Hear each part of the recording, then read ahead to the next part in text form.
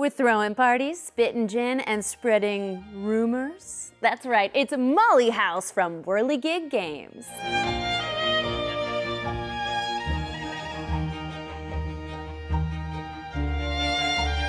In this celebration of queer community and camaraderie, 1 to 5 players take the role of Mollies, pioneering explorers of gender and sexuality in 18th century London. Over a series of weeks, players will take turns cruising the streets, indulging in desires, and most importantly, throwing parties. As they do, they'll score joy, the main victory points of the game. However, a powerful segment of society doesn't approve of the Mollies. The Society for the Reformation of Manners seeks to close the super sweet Molly houses and charge the attendees with crimes punishable by death. If the Mollies can build a joyful community before the Molly houses are raided, the player with the most joy will win the game. However, if the Molly houses fall, players have an opportunity to turn informer, saving themselves, but at the cost of the community. The outcome all depends on the loyalty and love of the players. Setup begins with the game board placed center and the play mat set inside the middle of the board. The board features a number of sites for players to visit. 4 Molly houses on the corners of the board, each with their own suit. 8 cruising sites, 2 adjacent to each Molly house, and 4 shop spaces in the middle of each side. Along the right side of the board lies the joy track, where players keep track of their victory points, and the weak track, which tracks the duration of the game. Next, create the vice deck by gathering vice cards. Assemble all the jacks and queens, the Mollies, all constables and rogues, the threats, and a range of desire cards depending on your player count. All 1s through 6s in a 2-player game, through 7s in a 3-player game, through 8s in a 4-player game, and through 9s in a 5-player game. We're setting up for a 4-player game today, so we'll take all the 1s through 8s, removing the 9s from the game. And then we'll shuffle them with the other cards to form the Vice deck. Place it next to the board, aligned with the slots next to the joy track. Reveal 4 cards onto the 4 slots below the Vice deck, known as the Market. Then, deal 1 card face down to the bottom board space below the joy track. This is the beginning of the Gossip pile. Leave space next to the Vice deck as well for a future discard pile. Shuffle the Items cards and deal 1 face up to each shop site on the board. Set the remaining cards in a deck near the board. Separately shuffle and place the Major Indictment and Minor Indictment cards into 2 decks nearby.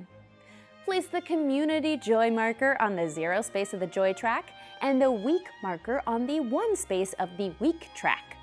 Create a supply of cubes, markers, dice, and tokens near the Indictment and Item decks.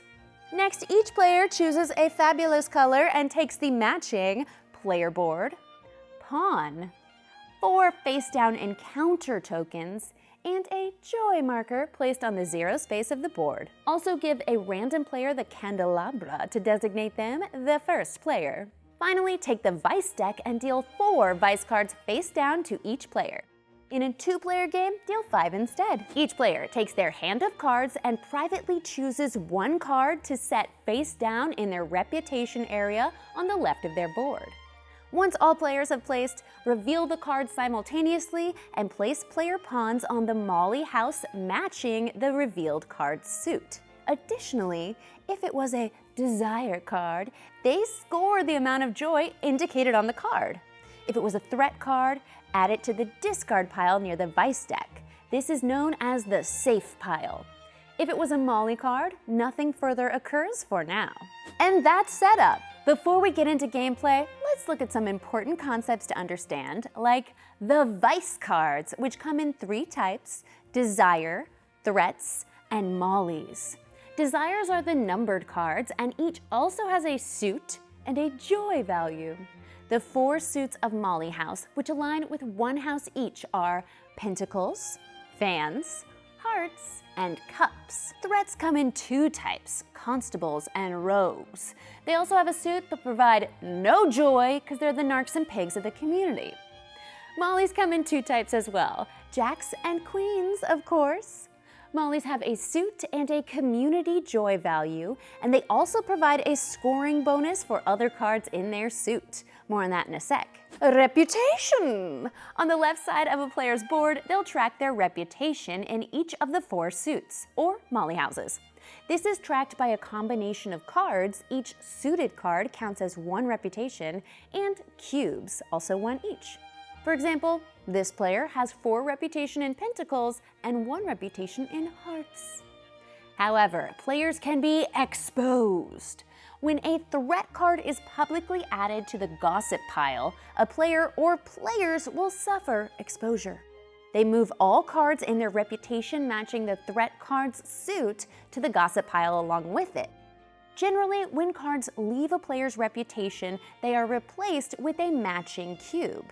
This actually isn't too harmful. Their reputation is kept intact permanently, but they'll lose the mollies for scoring bonuses.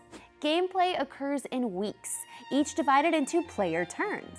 Turns are divided into 4 steps. Roll movement dice, move pawn, take 1 action, and refill market and check hand size. First, the player rolls the 2 movement dice. These dice contain boots, which help them move in the move pawn step, and a market discard icon. For each market discard icon rolled on a turn, the player takes the market card furthest from the vice deck and discards it. If this card is a desire, it goes to the safe pile. If it's a molly or a threat card, it goes to the gossip pile instead.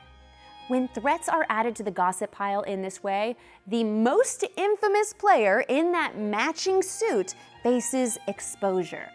To determine the most infamous player, players add up the numerical value of cards in their reputation matching the threat, with mollies being treated as 10s. The player with the highest sum is the most infamous and is exposed. Then, in the move pawn step, the player counts the number of boots rolled on exactly 1 or both of the dice they rolled. They then move their pawn that number of sites along the board in either direction, but no backtracking. If one of the dice was a market discard icon, the player is allowed to move 0, remaining at the same site. If both dice were market discards, the player is picked up by a fancy fellow in a carriage and can move to any site on the board. Oh, thank you, you handsome devil. Then, in the take 1 action step, the player chooses an action from one of 4: lie low, indulge, accuse, and the sight action. Lie low allows the player to draw the top card of the vice deck and put it into their hand. That's it. You laid low, but you also took a random vice card. Indulge allows the player to select a card in the market matching the suit of the current site and add it to their hand. You can't take this action at the shops because they don't have a suit. Accuse is about looking for informers, but we'll come back to that in a bit. The site actions differ depending on the site, either cruise, shop, or throw a festivity. Adjacent to each molly house are the cruising sites, where players may cruise. They must take 1 desire card that's not a threat or a molly that matches the site from their hand and add it to their reputation. If they already have a molly in their reputation matching the suit of the card, they gain bonus joy. 2 joy with a matching jack, 3 joy with a matching queen, or 5 joy with both. They then draw cards from the vice deck equal to their reputation in that site's suit, up to a limit of 4. In the midpoint of each street lies the shop sites. While there, a player's shop site action allows them to take the item and place it face up on one of their player board's item slots. A player cannot have more than 2 items, but may discard 1 to meet this limit. After taking the item, they must perform a market discard similar to if it was rolled on a die. And finally, at any of the 4 molly houses, a player can throw a festivity, the primary scoring method of the game, literally and figuratively. The player must have at least 2 cards in their hand, or 3 in a 2-player game, to throw a festivity, because you can't have a 1-person party, honey. The active player takes the candelabra, places it in front of themselves, signifying they are the festivity runner. Then it's time to play cards at the party. Cards are played over 2 rounds or over 3 rounds in a game with 2 players. At the start of each round, reveal the top card of the Vice deck and place it in the center. This is considered to have been played by the community. Then players each take a turn, starting with the runner and proceeding clockwise. When it's a player's turn, they must either pass or play. If they pass, their turn is skipped for the remainder of the festivity. If they play, they set any one card from their hand to the table near their side. The festivity runner must play in both rounds. They're not allowed to pass. After all rounds have been played, the best set of 4 cards are scored. Best is determined by the most fabulous event in this ranking. A surprise ball made up of 4 desire cards of the same suit in consecutive order. A christening, a queen, and 3 desire cards of the same value. Or a dance, a jack and 3 desire cards in consecutive order. If multiple sets of the same rank could be made, the set containing the desire with the highest value is selected. If the winning set could be made multiple ways, the festivity runner decides which cards to select. One important note, threats can be played at festivities. Constables act as 0 and can't join in any of these festivities, while rogues can be any number from 0 to 9 chosen by the player who played them, marked with a die. When the community plays a rogue, roll the die to determine its value. Then each selected card is added to the reputation of the player who played it and is scored. Each desire card scores its player as much joy as indicated by its stars, and this may trigger that bonus joy from matching mollies in the player's reputation. If a community card is selected, the community scores joy and the card is added to the safe pile. If the card is a molly, the community also scores 4 joy. If a threat card is ever selected amongst the winning set, they are added to the safe pile rather than a reputation. Players never add threats to their reputation. This is known as foiling a threat, and the player who played the card moves all cards matching the threat suit to the safe pile. If the community played the threat, then all players do this instead. Any player who adds cards to the safe pile at this step may take a matching cube for each card that came from their reputation. Next, the festivity generates gossip. The remaining cards on the table are added to the gossip pile one at a time. When a player's card is added, that player draws a card from the Vice deck.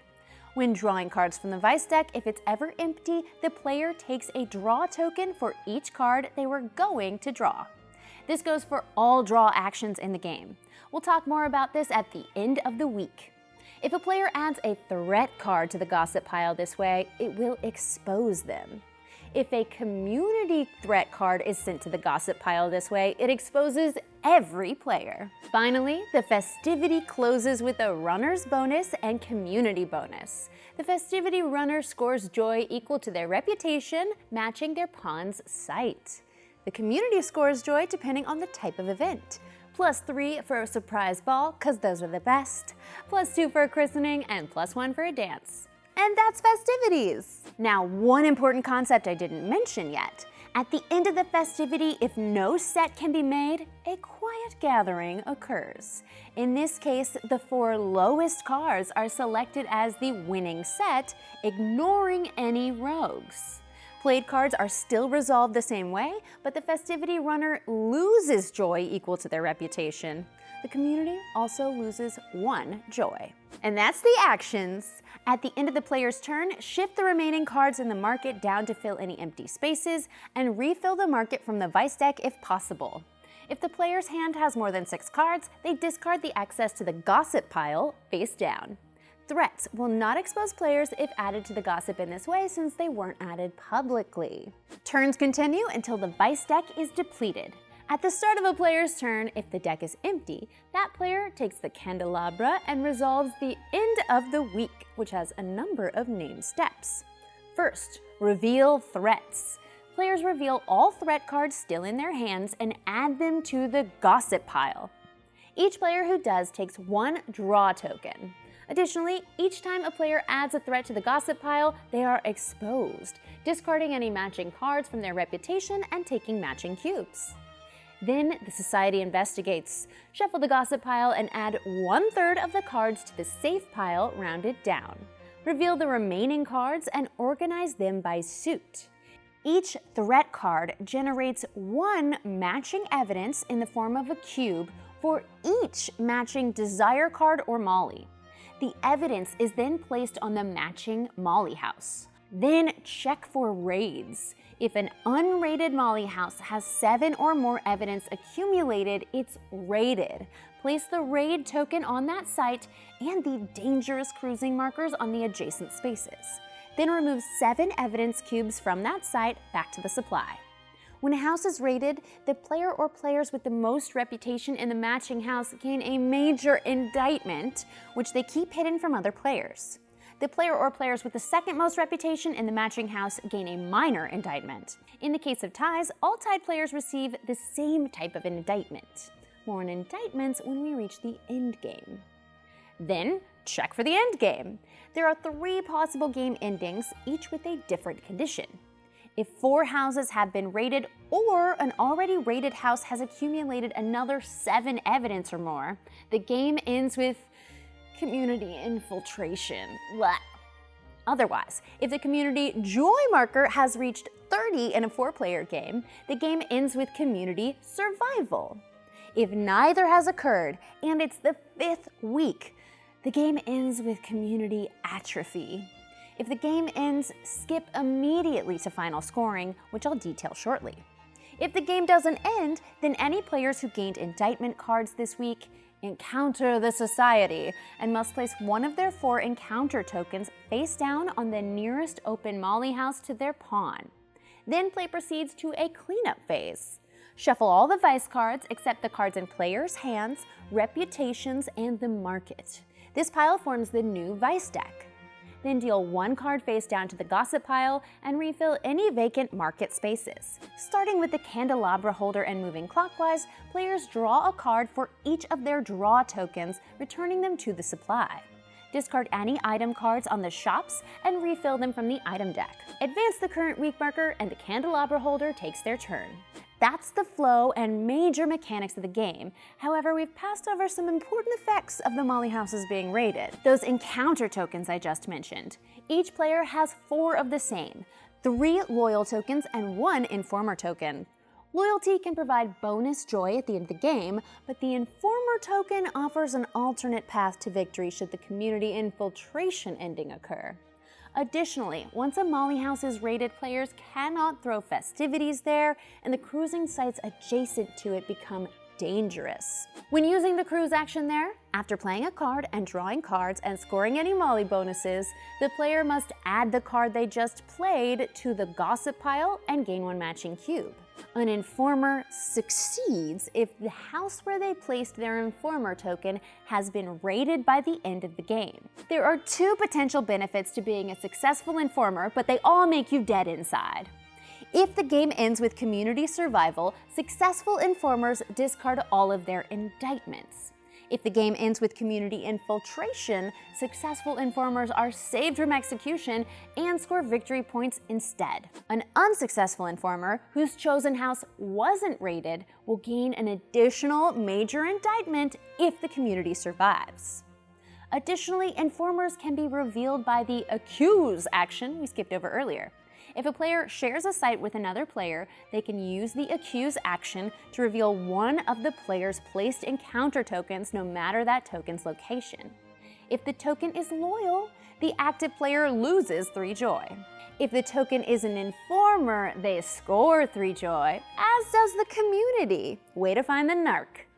The informer is now a revealed informer and suffers some major ostracization. See page 14 of the rules for details. Play continues through the weeks until the endgame conditions are met. If it's the 5th week, community atrophy occurs. Although the society failed to persecute the mollies, their culture failed to thrive and everyone loses. If the community is infiltrated, either by the 4 houses being raided or 1 closed house accumulating 7 evidence, all players reveal their encounter tokens. Players without informer tokens and those with an informer token matching an open house are found guilty of sodomy and hanged. Pretty harsh, but they flip their joy marker over to its hanged side. Players with an informer token matching a rated house are not hanged and set their joy to 0. Each of these informers scored 2 victory points per evidence at the house with their informer token, plus 2 victory points for each reputation point of all other players that matches that house. They then subtract 1 point for their own reputation in all suits. This includes the suit they informed against. The player with the highest positive number of victory points wins. If any players are tied for the highest score, or no player has a score greater than 0, all players lose. And you know what? Serves you right. If the joy marker reaches the joy space marked with their player count, community survival occurs. All players reveal their indictments and encounter tokens. Successful informers discard their indictments and any played loyal tokens. Unsuccessful informers gain 1 major indictment. Each player scores 2 joy for each of their loyal tokens at an open house.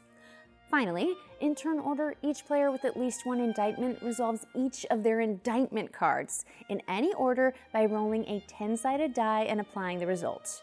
If the amount shows a noose icon, heavy, the player has been hanged and must flip their joy marker. The living player with the highest joy wins! Let's focus on the happy part. And that's the basics of Molly House. For details on the solo rules and specifics on timing windows, see the cunningly concise rulebook. I'm Becca Scott. Good Time Society is my Molly House, baby, and you better come join in the festivities. Give this video a like, subscribe to the channel, and come on back for more great games and good times. Bye-bye.